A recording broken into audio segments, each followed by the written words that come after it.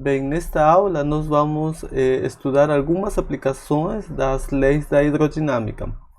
A gente viu que para um fluido em movimento, as leis que governam este movimento são basicamente duas leis, a lei da conservação da massa e a lei da conservação da energia. A lei da conservação da massa nos leva até a equação da continuidade e ela simplesmente estabelece que a massa de um fluido não se perde no escoamento. Quando o fluido escoa de certa região, por exemplo aqui, sai de certa região e entra para outra região, a massa transportada é a mesma, certo? Isso nos diz então que a vazão mássica sempre vai ser a mesma em qualquer região do fluido, do escoamento. E a vazão mássica vai ser simplesmente produto da área vezes a densidade do fluido vezes a velocidade do fluido nessa região, certo? Este produto, densidade, área, velocidade, vai ser o mesmo sempre em todo ponto do escoamento, ok? Isso é para qualquer fluido, pode ser compressível, incompressível, pode ser um gás ou um líquido. Mas para um caso de um líquido, um fluido incompressível, este termo, a densidade, é constante. Um líquido, ele é muito difícil comprimir ele, se precisa de uma pressão muito alta. Então, para fins práticos, a densidade é sempre a mesma, é constante. E se o produto densidade, área, velocidade tem que ser constante e o fluido é incompressível, ρ é constante, então a lei da conservação da massa nos diz que a vazão volumétrica vai ser constante. A vazão volumétrica é simplesmente o produto área vezes velocidade e é o volume que atravessa certa região por unidade de tempo, certo? Então essa aqui é a lei da conservação da massa e relaciona então a velocidade do fluido em um certo ponto com a velocidade do fluido em outro ponto. A gente sabe as áreas das seções transversais e as densidades em essas regiões, certo? A segunda equação que governa o movimento dos fluidos é a equação de Bernoulli, que é simplesmente a lei da conservação da energia para fluidos. Esta lei nos diz que este somatório V ao quadrado sobre 2 mais G vezes Z, onde Z é a altura do fluido, mais a pressão dividida pela densidade é constante sempre. Ok? Então, esta aqui é a lei da conservação da energia. Só que, de novo, se a gente tem um fluido incompressível, um líquido, este termo densidade é constante, a gente pode multiplicar tudo pela densidade e obter esta expressão daqui. ρ ao quadrado sobre 2 mais ρg vezes Z mais a pressão, tudo é uma constante. E esta expressão a gente consegue ver melhor esta expressão aqui como a lei da conservação da energia, porque o primeiro termo que aparece aqui é a densidade de energia cinética. É mv ao quadrado sobre 2 dividido pelo volume, é a densidade de energia cinética. Este termo aqui é a densidade de energia gravitacional. Em vez de mgz, mgh, a energia potencial gravitacional, a gente está dividindo essa energia pelo volume e por isso que o termo de massa dividido pelo volume vira o termo de densidade aqui. Só que a novidade aqui nos fluidos é que dentro da conservação de energia a gente precisa considerar a pressão como se fosse um termo de densidade de energia. Então a equação de Bernoulli nos diz que a energia se conserva, a densidade de energia cinética mais a densidade de energia potencial gravitacional mais a pressão deve estar incluída dentro da conta da conservação de energia, certo? Então isso que vai ser a novidade. E agora então a pressão vai depender da posição, da altura Z, do onde que se está nesse fluido, mas também vai depender da velocidade do fluido nessa região, certo? Então, por exemplo, aqui nesta região a gente tem uma certa altura do fluido, uma certa velocidade, uma energia cinética, uma energia gravitacional e uma pressão. esses três termos vão mudar e depois vão ter outros valores, outra velocidade V2, outra altura C2 e outra pressão do fluido. Mas a soma das energias cinéticas, que vem da velocidade, da energia gravitacional, que vem da altura, né? E da pressão, tem que ser um valor constante sempre. Okay? Então, essas são basicamente as leis do movimento do fluido, e a gente vai utilizar elas agora para uma série de aplicações. Então, a primeira aplicação que a gente vai ver é como recuperar as leis da hidrostática partindo da hidrodinâmica, certo? A hidrodinâmica é o caso dos fluidos escoando com certa velocidade. Mas se a gente considera que essa velocidade de escoamento for zero, isso quer dizer que a gente tem um fluido parado. E se a gente tem um fluido parado, a gente tem que estar no regime hidrostático. Então, a lei da hidrostática, né, eu coloquei assim, a hidrostática é igual à hidrodinâmica, só que a gente tem que considerar que a velocidade é zero, é nula. Ou seja, a lei de Stevin, que governa a pressão dentro de um fluido hidrostático, tem que ser igual à lei de Bernoulli, só que a gente vai supor que a velocidade do fluido é zero, certo? Então vamos ver como que a gente pode demonstrar isso aqui. Como que a gente obtém as leis da hidrostática partindo da hidrodinâmica, certo? Então, pela hidrodinâmica, a gente tem que a lei de Bernoulli governa como que muda a velocidade com a pressão e a altura, né? Então, pela lei de Bernoulli, a gente tem que ρ ao quadrado sobre 2, densidade de energia cinética mais densidade de energia gravitacional, ρgz, mais a pressão é uma constante, certo? Isso implica que se a gente considera dois pontos no fluido, V1 ao ponto 1, a velocidade em um certo ponto 1, ρv1 ao quadrado sobre 2, mais a energia gravitacional nesse ponto, mais a pressão nesse ponto 1, tem que ser a mesma coisa que a soma desses termos em outro ponto 2. Energia cinética no ponto 2, energia gravitacional no ponto 2 e pressão no ponto 2, certo? Mas se a gente está em um fluido estático, né? Se o fluido é estático, as velocidades têm que ser zero, né? V1 é a velocidade do fluido no ponto 1 e tem que ser zero, e V2 também, porque o fluido não está escoando em nenhum ponto, certo? Então esses termos são zero. Com isto, então a gente temos uma fórmula para a pressão no ponto 2, digamos, né? A pressão no ponto 2 vai ser igual à pressão no ponto 1 mais ρgz1 menos ρgz2. Então vai ser a pressão no ponto 2 é P1 mais ρgz1 menos Z2, certo? E aqui a gente tem, digamos, o fluido que está parado, e podemos considerar o ponto 1 como se fosse este ponto aqui, certo? Então a pressão no ponto 1 vai ser a pressão atmosférica. Este ponto 1 vai ter certa altura, né? Vai ser este aqui. A altura desse ponto 1 é Z1, certo? Bem, esse é o ponto 1 que a gente está escolhendo, e a gente pode escolher qualquer outro ponto, digamos. Esse aqui é o ponto 2. Aqui vai ter certa pressão no ponto 2. E a altura deste ponto 2 vai ser este valor Z2, certo?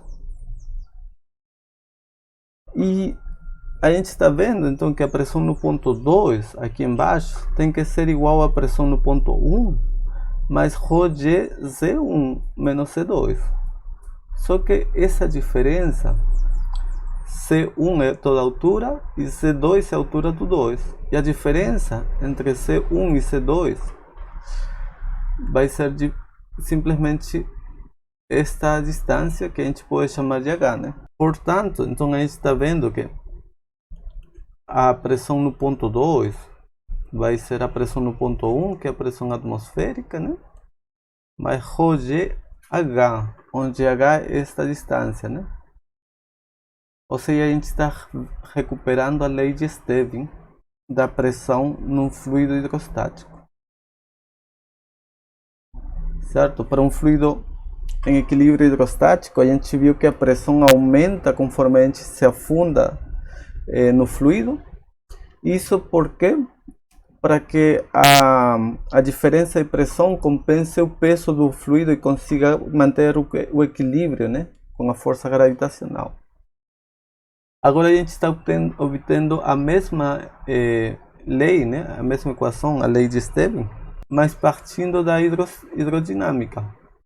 Bem, então a gente está vendo que a hidrostática é um caso particular da hidrodinâmica, né?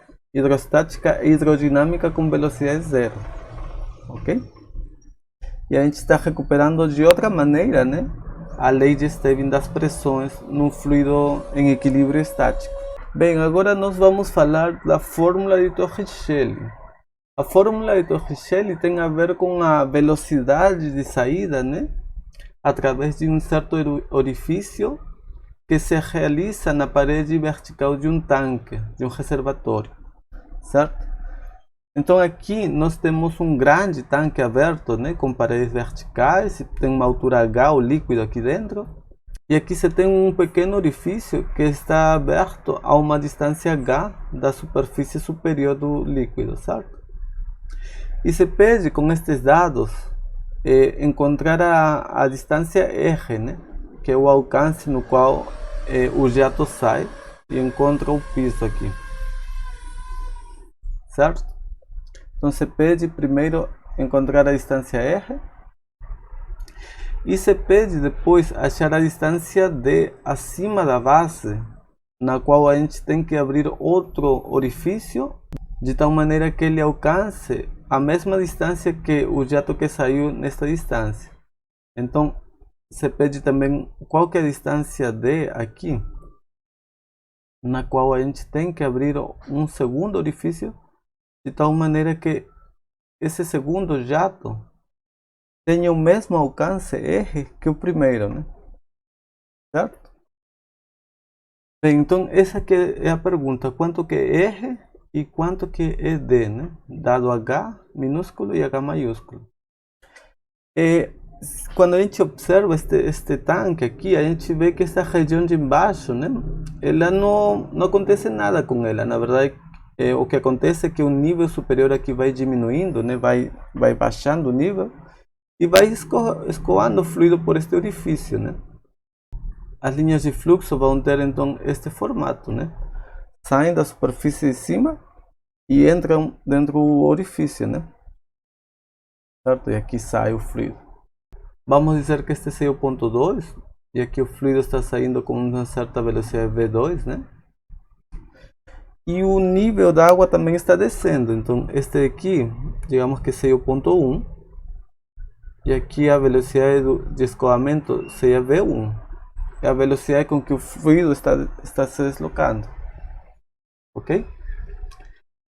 Daqui a gente vê que as linhas de fluxo elas se concentram muito na região 2. E na região 1 eles estão bem espalhadas aqui. Certo? Então a gente vê que a alta concentração de linhas de fluxo é na região 2, que tem velocidade V2. Portanto, esta alta concentração de linhas implica uma velocidade alta aqui, certo? Essa velocidade V2 vai ser muito maior que a velocidade V1, porque na região V1 a gente tem uma pouca ou baixa concentração de linhas. Certo? A gente viu que as linhas de fluxo elas indicam a direção e a intensidade da velocidade. A intensidade está relacionada com a densidade ou concentração de linhas de fluxo. Então aqui a gente tem uma baixa concentração, né? Aqui se diz que o reservatório, o tanque é grande, então ele é bem amplo. Então aqui a gente tem uma grande área e poucas linhas, então temos uma baixa concentração, certo? Então daqui a gente já tem uma ideia que a velocidade de saída vai ser muito maior, né, que a velocidade de entrada aqui. Isso a gente pode ver mais claramente utilizando a lei da conservação da massa, certo? Pela lei da conservação da massa, como este aqui é um fluido, um líquido que tem densidade constante, a gente vai utilizar que a variação volumétrica é constante, ou seja, o produto área 1 vezes V1 tem que ser o produto área 2 vezes V2, e portanto a gente tem que a velocidade V1 vai ser igual a velocidade V2 vezes a área 2 dividido pela área 1, certo? Neste problema não se fala quanto que é a área 1 ou quanto que é a área 2, mas a gente simplesmente se diz que a área é grande, o reservatório é grande, a 1 é muito maior que a 2, certo? Então a gente pode pensar que a área 1 seja 1 metro quadrado, né? Um reservatório de 1 metro quadrado de área, e a área do orifício que seja 1 milímetro quadrado, né? É um orifício bem pequenininho, só para ter uma ideia. Então daqui a gente teria que a velocidade 1 seria igual à velocidade 2. A área 2 é 1 milímetro quadrado. 1 milímetro é 10 a menos 3, ao quadrado fica 10 a menos 6 metros quadrados. Então este termo aqui é 10 a menos 6, esta razão de áreas. Ou seja, se a velocidade 2 for 1 metro por segundo, né? A velocidade 1 vai ser 0,000001 metro por segundo. E aqui a gente já pode ver que isso aqui é praticamente zero, né? Então, isso que a gente vai considerar aqui, que a velocidade V1 vai ser praticamente zero, porque esse reservatório é muito grande. Então, isso a gente tem da lei da conservação da massa. Agora a gente precisa utilizar a segunda equação, que é a lei da conservação da energia, que é a equação de Bernoulli. A equação de Bernoulli diz que ρ ao quadrado sobre 2 mais ρgz mais a pressão é uma constante. Então a gente vai utilizar que a soma destes termos na região 1 tem que ser igual à soma dos termos em 2, ou seja, ρv1 ao quadrado sobre 2 mais ρgz1 mais P1 tem que ser a mesma coisa, só que avaliada em 2. A energia cinética em 2, a energia gravitacional em 2 e a pressão também em 2, né? E para isso, então, a gente precisa saber quais que são a velocidade, a altura e a pressão nos dois lados, né? Daqui, a velocidade 1, a gente viu que era 0, né? A altura 1, se a gente utiliza este como um nível de referência, a gente mede a altura a respeito da base aqui. A altura do ponto 1 é H maiúscula e a pressão do ponto 1 é a pressão atmosférica, porque o tanque está aberto, né? Está aberto para a atmosfera. A velocidade no ponto 2 a gente vai chamar simplesmente de V. Ok? Esta é a velocidade que a gente quer. Conhecendo essa velocidade, a gente sabe qual que vai ser o alcance do jato, certo? Então a velocidade do ponto 2 é V. A altura do ponto 2 vai ser esta porção daqui, que vai ser a altura H toda, maiúscula, menos H minúscula. E a pressão do ponto 2, como o ponto 2 também está aberto para a atmosfera, a pressão dele é pressão atmosférica. Daqui a gente pode colocar esses termos aqui. A velocidade V1 é 0, né? A altura do ponto Z1 é H, a pressão P1 é a pressão atmosférica, V2 é V simplesmente, que a gente quer, A altura do ponto 2 é H menos H minúscula. E a pressão do ponto 2 é a pressão atmosférica também. Portanto, aqui a gente vê que este termo se cancela com este aqui. E também este termo ρ de H maiúscula se cancela com esta porção daqui, ρ de H maiúscula. Então a gente tem uma fórmula para a velocidade. A gente tem que ρ ao quadrado sobre 2 tem que ser igual a ρ de H. Ou seja, isolando V, a gente tem que vai ser raiz de 2 de H. Essa aqui é a velocidade de saída do jato, certo? Com esta velocidade, a gente pode calcular então o alcance do jato, o alcance horizontal do jato. Então, a gente tem que a velocidade de saída aqui do jato vai ser raiz de 2 de H, certo? É a velocidade com que ele sai horizontalmente, tá bem? E esta fórmula de Torricelli é famosa porque, embora a gente esteja analisando aqui um fluido, né, que escoa da superfície e se afunila e vai por esse orifício, né? Esta velocidade de escape, de saída, vai ser exatamente a mesma que um corpo qualquer, né, ganharia após de uma queda livre de uma altura h. Se a gente solta este corpo com velocidade zero aqui e a gente deixa atuar a aceleração da gravidade, após esta distância de h, ele vai ganhar certa velocidade vertical, né, que vai ser raiz de 2 de h.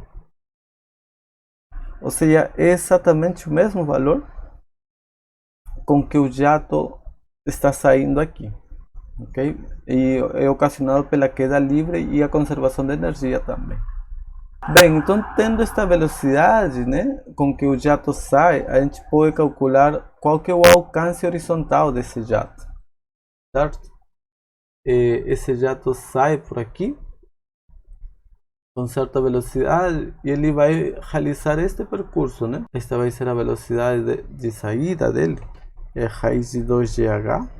E esta velocidade vai ser constante sempre, porque na horizontal a gente não tem ação de nenhuma força. Então o jato em todo instante vai ter a mesma velocidade v, que é raiz de 2 de h, e até o final ele vai ter uma velocidade v de raiz de 2 de h, certo? Ou seja, na direção horizontal o movimento é uniforme com velocidade constante. E a gente sabe, né, por física 1, que se o corpo se move com velocidade constante, a distância que ele percorre, certo, vai ser simplesmente o produto da velocidade horizontal, né, x, vezes o tempo. Então, se a gente sabe o tempo deste movimento, o tempo desta queda, a gente multiplica pela velocidade, que é raiz de 2 de h, e a gente tem o alcance que é pedido no problema, certo? Só que este movimento é um movimento parabólico, né? Ele começa com velocidade horizontal, não tem velocidade vertical, mas pela ação da gravidade, depois de um tempo, ele vai ganhando certa velocidade, certo? E conforme o tempo passa, a velocidade vertical aumenta cada vez mais. Então, na direção vertical, a gente tem um movimento acelerado, e a aceleração desse movimento vai ser 9,81 metros por segundo ao quadrado, certo? Então, na horizontal, a gente tem, por exemplo, que a velocidade horizontal vai ser a velocidade horizontal inicial, né? V igual a V sub 0, mais a aceleração vezes o tempo, né? Esta aqui vai ser a velocidade final após este tempo ΔT. E o deslocamento vertical, pelas fórmulas, né, do movimento acelerado, o deslocamento horizontal vai ser a velocidade inicial, V0, vezes o tempo, mais um meio da aceleração vezes o tempo ao quadrado, certo? Neste caso, a gente tem que esta velocidade inicial é zero, porque a velocidade inicial na vertical, y, e a velocidade com que ele parte é toda horizontal, não tem componente vertical, por isso que este termo aqui vai ser zero. E a gente sabe que o deslocamento final vertical tem que ser toda esta distância aqui, certo? O deslocamento que ele realiza na vertical e que vai ser simplesmente h menos h. Ou seja, este deslocamento, h menos h, é a distância que ele caiu, vai ser um meio da aceleração vezes o tempo que ele demorou em realizar esta queda ao quadrado. Portanto, daqui a gente tem o valor do tempo de queda. O tempo de queda vai ser simplesmente duas vezes h menos h dividido por y e a raiz quadrada disso. Este aqui é o valor do tempo do movimento, né? Com isso a gente pode calcular o alcance horizontal, né? O alcance horizontal é a velocidade horizontal vezes o tempo do movimento. Só que a velocidade horizontal é constante e é raiz de 2gh minúsculo. E o tempo do movimento vai ser este tempo aqui, que é raiz de duas vezes h menos h minúscula sobre g, certo? Quando a gente faz esta conta aqui, faz este produto, a aceleração da gravidade se cancela e o alcance simplesmente fica duas vezes raiz de h vezes h menos h. Este aqui é o valor que era pedido na questão. Esse aqui é o alcance, né? Dada a altura, a profundidade a partir do qual o orifício é feito, a gente sabe qual é a distância que esse jato vai alcançar na horizontal, né? Na base aqui na frente. Aqui nós vamos analisar graficamente este resultado, né? Vamos interpretar ele. R sobre 2, R meio seria raiz de h vezes h menos h. E se a gente leva ao quadrado, vai ficar R ao quadrado sobre 4, será h vezes h menos h, certo? Bem, aqui vamos fazer o gráfico deste termo aqui, de R ao quadrado sobre 4. Vamos graficar ele e vamos ver como muda para distintas alturas, né? Para distintas profundidades a partir da superfície. A gente vê que este termo aqui, quando h for igual a zero, né? Aqui, h for zero, este termo aqui fica zero. E quando h for igual a h maiúscula, por aqui, né? Este aqui também vai ficar zero. Bem, se vocês percebem, este termo aqui vai ser tipo uma parábola invertida por este sinal menos aqui. É menos h ao quadrado. Então, o gráfico será mais ou menos desta forma aqui. Este alcance é zero em h0, né? Aqui. E também vai ser zero quando h for igual a h maiúscula. O alcance ao quadrado vai depender da altura, né? Se a gente está próximo da altura zero, de h0, então aqui, né? Esse é o ponto h0. O alcance R vai ser zero. Isso por quê? Porque quando a gente está bem próximo aqui, a velocidade, que é raiz de 2gh, vai ser bem pequena. Ele vai sair muito devagar, então o movimento aqui vai ser deste tipo aqui. E o alcance horizontal vai ser bem pequeno. Agora, se a gente considera aqui um ponto H1, né? Que vai ser um ponto menor que H meios, H maiúscula meios, aqui, ponto H1 é maior que zero, né? Mas menor que H meios, menor que o ponto meio aqui. Agora a velocidade é maior porque H é maior e ele alcança mais. Agora ele chega a obter uma distância maior aqui, certo? Então ele consegue fazer um movimento assim, por exemplo. Certo? Só que a gente vê que o valor máximo aqui do alcance de R vai ser neste ponto meio aqui. É no meio entre H0 e H maiúscula, ou seja, aqui. Neste ponto H estrela, que é igual ao ponto meio, H meios. Neste ponto, ele chega e consegue um alcance máximo, certo? Então, neste ponto, H estrela, que é igual a H meios, ele sai mais rápido ainda, né? Mais rápido que este aqui, porque a velocidade é raiz de 2 de H. Então ele sai rápido e ele consegue alcançar uma distância máxima aqui, um R máximo, certo? Esta distância aqui. Ok? E o que acontece para este ponto, digamos, este H2 aqui?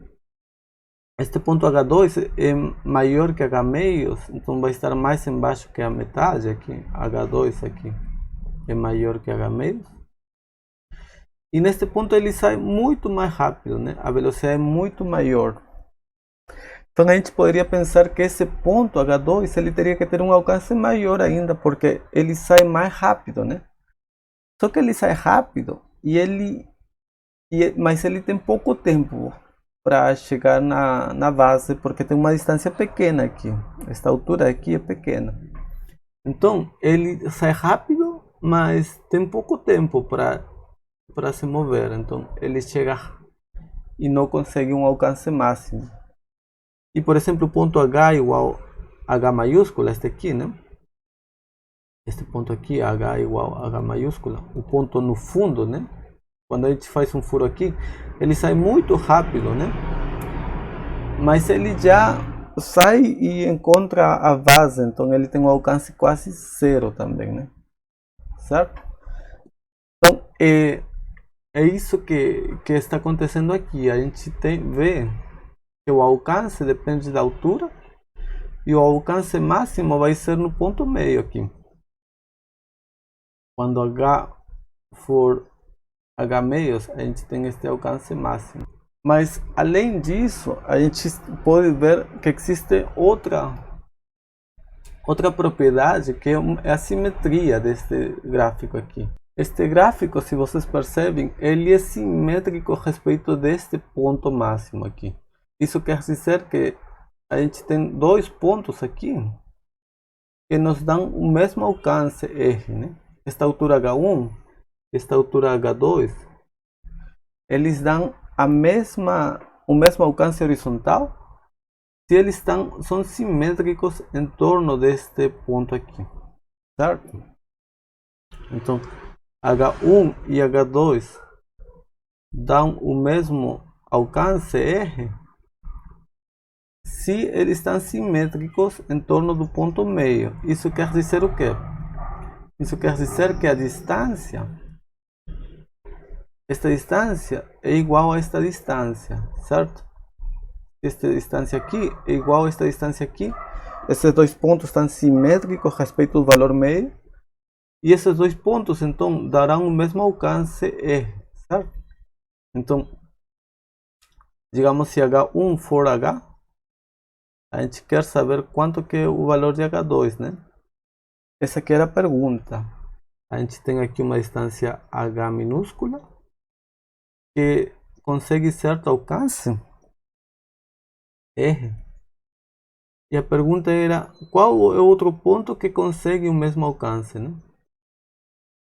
Essa aqui era a pergunta do problema. Então, se a gente tem um ponto altura H1 for H, a gente quer saber qual o outro valor de H da altura, né?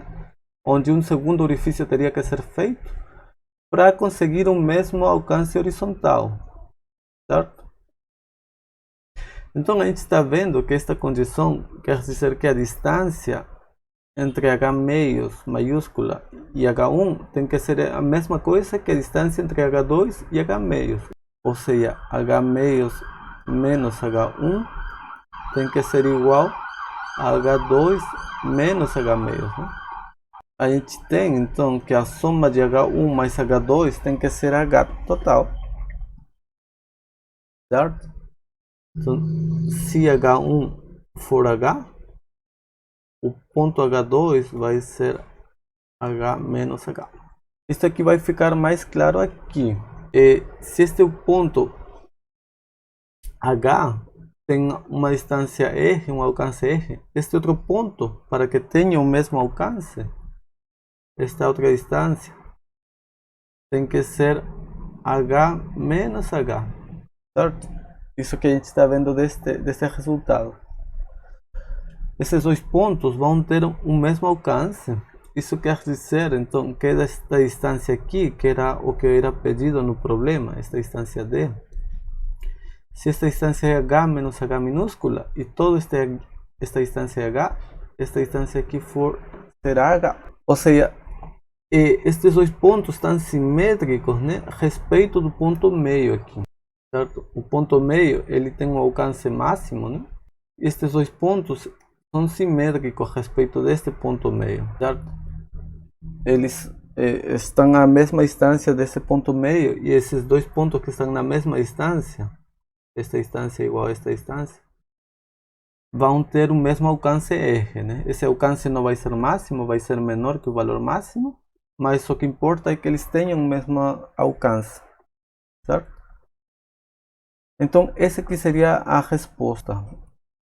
A distância da base, na qual a gente tem que fazer um segundo orifício para que tenha o mesmo alcance, é uma distância igual à altura de cima, né? A altura a partir da superfície, né? Onde se fez o primeiro orifício.